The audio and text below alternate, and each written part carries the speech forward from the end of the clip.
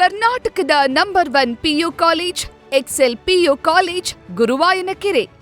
ನೋಡಿ, ಈ ಹಿಂದೆನೂ ಬಹಳ ಸ್ಪಷ್ಟವಾಗಿ ಹೇಳಿದ್ದೀನಿ, ರಾಜ್ಯದ ಜನ ಬಿಜೆಪಿ ಆಡಳಿತದ ವಿರುದ್ಧ ಒಂದು ಸ್ಪಷ್ಟವಾಗಿ ಹಾಗೂ ಒಂದು ಸಮರ್ಥವಾದಂತಹ ಸರ್ಕಾರ ತರಬೇಕು ಅಂತ ಹೇಳಿ 138 ಸ್ಥಾನಗಳನ್ನು ಗೆಲ್ಲಿಸಿ ಅಧಿಕಾರ ಮಾಡುವಂಥದ್ದಕ್ಕೆ ಕಾಂಗ್ರೆಸ್ಗೆ ಅಧಿಕಾರ ಕೊಟ್ಟಿದೆ. ನಮ್ಮ ಸರ್ಕಾರ ಈಗಾಗಲೇ 2.5 ವರ್ಷ ನೆನ್ನೆಗೆ ಪೂರೈಸಿದೆ. ಇನ್ನು 2.5 ವರ್ಷ ನಾವು ಈ ರಾಜ್ಯದ ಉದ್ದಕ್ಕೂ ಸ್ಪಷ್ಟತೆಯಿಂದ ಸರ್ಕಾರ ಕೊಡುವಂಥ ಜವಾಬ್ದಾರಿ ನಮ್ಮ ಮೇಲೆ ಇದೆ. ನಾವು ಕೊಟ್ಟಂತಹ ಭರವಸೆಗಳನ್ನ ಈಡೇರಿಸುವಂಥದ್ದು ನಮ್ಮ ಮೇಲೆ ಜವಾಬ್ದಾರಿ ಇದೆ. ಸ್ಥಾನ ಬದಲಾವಣೆ ಆಗುವಂಥದ್ದು, ಸ್ಥಾನದಲ್ಲಿ ಉಳ್ಕೊಳ್ಳುವಂಥದ್ದು ಇದು ನಮ್ಮ ಕೈನಲ್ಲಿ ಇಲ್ಲ. ಈ ಹಿಂದೆನೂ ಹೇಳಿದ್ದೇನೆ ನಾನು, ವರಿಷ್ಠರು ಏನೇ ತೀರ್ಮಾನ ಕೊಡ್ತಾರೋ ಅದನ್ನು ನಾವು ಪಾಲಿಸ್ತೀವಿ ಅಂತ. ರಾಜ್ಯದ ಎಲ್ಲ ಹಿರಿಯ ಸಚಿವರುಗಳು, ಸ್ವತಃ ಮಾನ್ಯ ಮುಖ್ಯಮಂತ್ರಿಗಳು, ಉಪಮುಖ್ಯಮಂತ್ರಿಗಳು ಈ ಮಾತನ್ನು ಸಾರಿ ಸಾರಿ ಹೇಳಿದ್ದಾರೆ. ವರಿಷ್ಠರು ತಗೊಳ್ಳುವಂಥ ತೀರ್ಮಾನನೇ ಅಂತಿಮ ಅಂತ. ಸೊ ಹಾಗಾಗಿ ಇಲ್ಲಿ ನಾನು ಮಾಧ್ಯಮದಲ್ಲಿ ನೋಡ್ತಾ ಇದ್ದೆ, ಕೊಟ್ಟಂಥ ಮಾತು ಉಳಿಸ್ಕೊಳ್ಳಿ ಇದು, ಈ ಎಲ್ಲ ವಿಚಾರಗಳನ್ನ ನೋಡಿದಂತಹ ಸಂದರ್ಭದಲ್ಲಿ ಅತ್ಯಂತ ಪ್ರಾಮಾಣಿಕವಾಗಿ ನಾನು ಹೇಳ್ತೇನೆ, ನಮಗೆ ಈ ಕುರಿತು ಯಾವುದೇ ಮಾಹಿತಿ ಇಲ್ಲ. ಅಧಿಕಾರ ಹಂಚಿಕೆ ಮಾಡುವಂಥ ಸೂತ್ರ ಏನಾಗಿತ್ತು, ಯಾರಿಗೆ ಯಾವಾಗ ಅಧಿಕಾರ ಕೊಡಬೇಕು, ಯಾರು ಅಧಿಕಾರ ಪಡ್ಕೋಬೇಕು ಅನ್ನೋದಲ್ಲ. ನಮ್ಮ ಮುಂದೆ ಇರುವಂಥದ್ದು ಕಾಂಗ್ರೆಸ್ ಸಿದ್ಧಾಂತಗಳಂತೆ ಈ ರಾಜ್ಯದ ಉದ್ದಕ್ಕೂ ಒಂದು ಸುಭದ್ರವಾದಂತಹ ಸರ್ಕಾರ ನಡೆಸಬೇಕು ಅನ್ನೋದಷ್ಟೇ ನಮ್ಮ ಮುಂದೆ ಇರುವಂಥದ್ದು. ನಾನು ಯಾವ ಬಣ್ಣದಲ್ಲೂ ಇಲ್ಲ. ಯಾಕಂದರೆ ನಿಮ್ಮ ಮುಂದಿನ ಪ್ರಶ್ನೆಗಳು ಏನು ಬರುತ್ತೆ ಅನ್ನೋದು ಗೊತ್ತಿದೆ. ನಾನು ಯಾವ ಬಣ್ಣದಲ್ಲೂ ಇಲ್ಲ, ನಾನು ಕಾಂಗ್ರೆಸ್.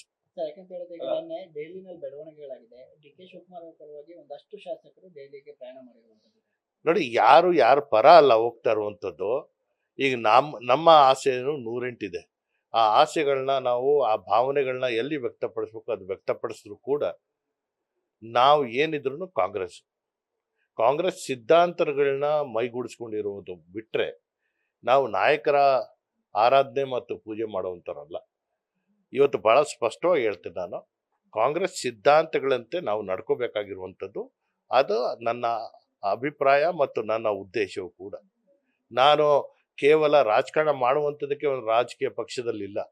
ಆ ಸಿದ್ಧಾಂತಗಳನ್ನು ಒಪ್ಪಿ ನಾವು ಈ ಪಕ್ಷದ ಜೊತೆಗಿರುವಂಥದ್ದು. ಯಾಕೆಂತಂದ್ರೆ ರಾಜಣ್ಣವರು ಹೇಳಿರೋದು ಸಿದ್ದರಾಮಯ್ಯನವರು ಕಾಂಗ್ರೆಸ್ಗೆ ಈಗ ಅನಿವಾರ್ಯ ಅಂತ ಹೇಳಿರುವಂಥದ್ದು. ಮತ್ತೊಂದು ಕಡೆ ಕೊಟ್ಟ ಮಾತನ್ನ ಉಳಿಸ್ಕೊಳ್ಳಿ ಅಂತ DK ಸುರೇಶ್ ಅವರು ಹೇಳಿರುವಂಥದ್ದು. ನೋಡಿ, ವೈಯಕ್ತಿಕವಾಗಿ ಯಾರು ಏನು ಹೇಳ್ತಾರೋ ಅವ್ರೆಲ್ಲರಿಗೂ ಸ್ವಾತಂತ್ರ್ಯ ಇದೆ. ನಾನು ಮಾತಾಡುವಂಥದ್ದಕ್ಕೂ ನನಗೆ ಪೂರ್ಣ ಪ್ರಮಾಣದ ಸ್ವಾತಂತ್ರ್ಯ ಇದೆ. ಸೊ ಹಂಗಂತ ಹೇಳಿ ನಾನು ಆರಾಧಿಸುವ ದೇವರೇ ಸರಿ ಅಂತ ಹೇಳುವಂಥದ್ದು ನನಗೆ ಅದು ಸರಿ ಆಗಲ್ಲ. ಕಾಂಗ್ರೆಸ್ ಸಿದ್ಧಾಂತಗಳ ಮೇಲೆ ನಾವು ನಡೀತಾ ಇರುವಂಥದ್ದು. ವರಿಷ್ಠರು ತಗೊಳ್ಳುವಂಥ ತೀರ್ಮಾನ ಅಂತಿಮ. ಅದು ಬದಲಾವಣೆ ಆಗುತ್ತೆ ಅಂತ ಸರ್, ಯಾಕಂದ್ರೆ ಏನು ಕ್ರಾಂತಿನೂ ಇಲ್ಲ ಭ್ರಾಂತಿನೂ ಇಲ್ಲ ಅಂತಂದ್ರೆ ಸಡನ್ ಆಗಿ ಡೆವಲಪ್ಮೆಂಟ್ಗಳು ಆಗ್ತಾ ಇರುವಂಥದ್ದು. ನೋಡಿ, ನಾವು ಏನಾಗುತ್ತೆ ಅನ್ನೋ ಊಹಾಪೋಹಗಳಿಗೆ ನಾನು ಯಾವತ್ತೂ ನಂಬಿಲ್ಲ. ಆಗುವಂಥದ್ದು ಸ್ವೀಕರಿಸುವಂಥ ಮನೋಸ್ಥಿತಿ ನಾವು ಇಟ್ಕೊಂಡಿದ್ದೀವಿ. ಅದು ಏನಾಗುತ್ತೆ ಕಾದ್ ನೋಡೋಣ. ಆಗದೆ ನಾವು ಆಗುತ್ತೆ ಅನ್ನೋದು ಅಥವಾ ಆದಮೇಲೆ ನನಗೆ ಗೊತ್ತಿರಲಿಲ್ಲ ಅಂತ ಹೇಳಲ್ಲ. ಏನಾಗಬೇಕು ಅದು ಆಗಲೇಬೇಕು, ಯಾರು ತಡೆಯೋಕ್ಕಂತೂ ಆಗಲ್ಲ. ಸೊ ಅಂಥ ಪರಿಸ್ಥಿತಿಯಲ್ಲಿ ಈಗ ನಮ್ಮ ಮುಂದೆ ಇರುವಂಥದ್ದು ಅಂಥದ್ದು ಯಾವುದೇ ಬೆಳವಣಿಗೆ ನಮ್ಮ ಮುಂದೆ ಕಾಣ್ತಾ ಇಲ್ಲ. ಸರ್, ಏನಂತಂದ್ರೆ ಚರ್ಚೆ ಯಾಕೆ ಇದು ಇಷ್ಟೊಂದು ಅಂತ ಅಂದ್ರೆ ಮುಖ್ಯಮಂತ್ರಿಗಳು ಖುದ್ದು ಹೇಳ್ತಾರೆ, ಹೈಕಮಾಂಡ್ 2.5 ವರ್ಷ ಆದ್ಮೇಲೆ ಪುನರ್ರಚನೆ ನೋಡೋಣ ಅಂತ ಹೇಳಿದ್ದು, ಆ ವಿಚಾರ ಪ್ರಸ್ತಾಪ ಮಾಡಿದ್ರು. ಆ ಕಾರಣಕ್ಕೆ ಅದು ಚರ್ಚೆ ಆಗ್ತಿದೆ ಅನ್ನೋ ವಿಚಾರ ಹೇಳ್ತಾರೆ. ಈ ಅಧಿಕಾರದ ಹಂಚಿಕೆ ಸೂತ್ರ ಇತ್ತಲ್ಲ 2.5 ವರ್ಷ, ಅದು ಸಾಧ್ಯ ಇತ್ತಾ, ಹೇಗೆ ಸರ್ ಅದು? ಈಗ ನೋಡಿ, ಸರ್ಕಾರ ಬಂದ ಪ್ರಾರಂಭದಿಂದನೂ ಈ ವಿಚಾರ ನಮ್ಮ ಮುಂದೆ ಇದೆ. ಅದರ ಸ್ಪಷ್ಟತೆಯಿಂದ ನಮ್ಗೆ ಯಾವುದೇ ಉತ್ತರ ಸಿಕ್ಕಿಲ್ಲ. ಶಾಸಕಾಂಗ ಸಭೆಯಲ್ಲಿ ಈ ಕುರಿತು ಯಾವುದೇ ಮಾಹಿತಿ ನಮ್ಗೆ ಯಾರಿಗೂ ಕೊಟ್ಟಿಲ್ಲ. ಬದಲಾಗಿ ನಮಗೆ ಅನೇಕ ಸಂದರ್ಭಗಳಲ್ಲಿ ವರಿಷ್ಠರಾಗ್ಲಿ ಅಥವಾ ನಮ್ಮ ರಾಜ್ಯದ ನಾಯಕರು ಅಧಿಕಾರ ಹಂಚಿಕೆ ಅಥವಾ ಸರ್ಕಾರದ ಕುರಿತಂತೆ ಯಾರೂ ಹೊರಗೆ ಮಾತಾಡಬಾರ್ದು ಅನ್ನೋ ಬಹಳ ಸ್ಪಷ್ಟವಾಗಿ ಹೇಳಿದ್ರು.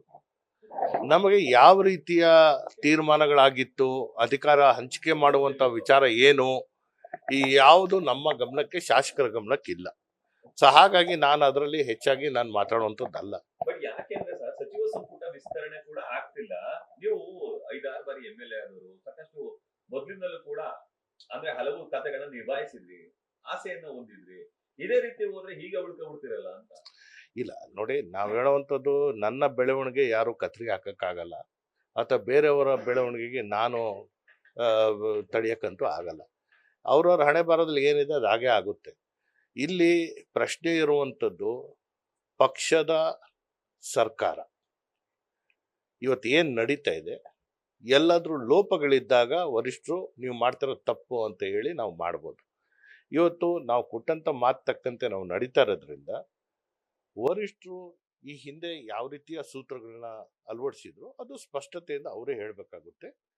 ಇವತ್ತು ಬೆಂಗಳೂರಿಗೆ ನಮ್ಮ AICC ಅಧ್ಯಕ್ಷರಾದಂಥ ಮಲ್ಲಿಕಾರ್ಜುನ್ ಖರ್ಗೆ ಅವರು ಸಹ ಬರ್ತಾ ಇದ್ದಾರೆ. ಸೊ ಇಲ್ಲಿ ಏನಾಗುತ್ತೆ ಅಂತ ನೋಡೋಣ. ನಾನು ಸರ್, ನೇರ ಪ್ರಶ್ನೆ ಸರ್. ಈಗ ಸಿದ್ದರಾಮಯ್ಯನವರು 5 ವರ್ಷ ಮುಂದೂಡ್ಲಿಕ್ಕೆ ನಿಮ್ಮ ಬೆಂಬಲ ಇದೆ? ನೋಡಿ, ನಾನು ಕಾಂಗ್ರೆಸ್ ಸರ್ಕಾರ ನಡೆಯುವಂಥದಕ್ಕೆ ಪೂರ್ಣ ಬೆಂಬಲ ಇದೆ. ನಾನು ಯಾರ ಜೊತೆ, ಯಾರ ಪರ, ಯಾರ ವಿರುದ್ಧ ಅಲ್ಲ. ಅಂದ್ರೆ ಸಿಎಂ ಯಾರಾದ್ರೂ ಆಗ್ಬೋದು, ಯಾರು ಬೇಕಾದ್ರೂ ಆಗ್ಬೋದು, ನಾವು ಅವ್ರನ್ನ ಗೌರವಿಸ್ತೀವಿ. DK ಶಿವಕುಮಾರ್ ಆದ್ರೂ ಕೂಡ ಆಗ್ಬೋದು. ಖಂಡಿತ. ತಾವೇನಾದ್ರೂ ನೋಡಿ, ಸಮರ್ಥರು ಯಾರ ಅಧಿಕಾರ ನಡೆಸ್ತಾ ಇದ್ದಾರೆ, ಕುರ್ಚಿ ಖಾಲಿ ಇಲ್ಲ, ನಾಳೆ ಅನಿವಾರ್ಯವಾಗಿ ಪಕ್ಷ ವರಿಷ್ಠರು ಹೇಳಿ ಕುರ್ಚಿ ಅದನ್ನ ಬದಲಾವಣೆ ಆದ್ರೂ ನಾವು ಗೌರವ ಕೊಟ್ಟೇ ಕೊಡ್ತೀವಿ. ಅಂದ್ರೆ ಸಿಎಂ ಯಾರೇ ಆದ್ರೂ ಕೂಡ ನೀವು ಬೆಂಬಲ ಕೊಡ್ತೀರಿ? ಕಾಂಗ್ರೆಸ್ ಸರ್ಕಾರದ ನೇತೃತ್ವ ವಹಿಸುವಂತ ಯಾರೇ ಮುಖ್ಯಮಂತ್ರಿ ಆಗ್ಲಿ ನಾನು ಗೌರವ ಕೊಟ್ಟೇ ಕೊಡ್ತೀನಿ. Excel techno school, Guruvayanakere, Venur. Admission open now.